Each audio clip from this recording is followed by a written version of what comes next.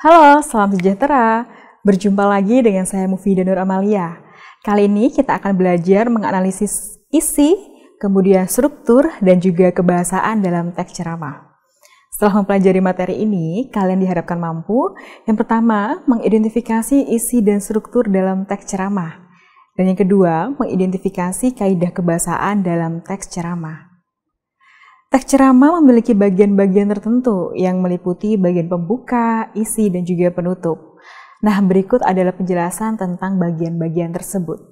Yang pertama adalah pembuka. Pembuka ini berupa pengenalan isu, masalah, ataupun pandangan pembicara tentang topik yang akan dibahasnya.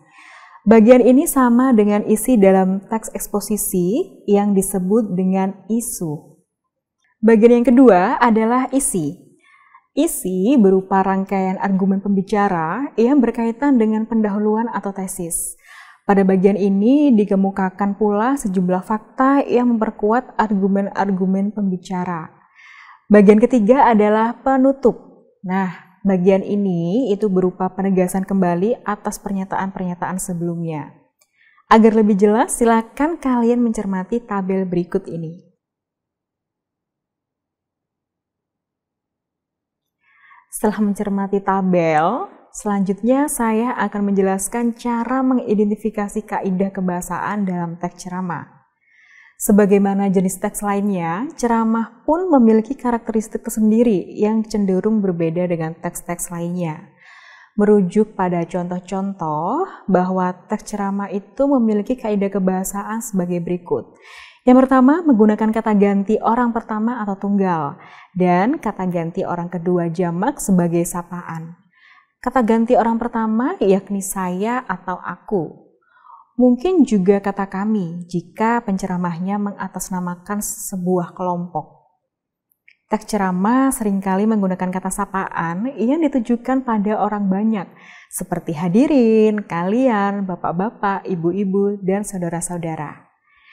Yang kedua adalah menggunakan kata teknis atau peristilahan yang berkenaan dengan topik yang dibahas, dengan topik tentang masalah kebahasaan yang menjadi fokus pembahasannya.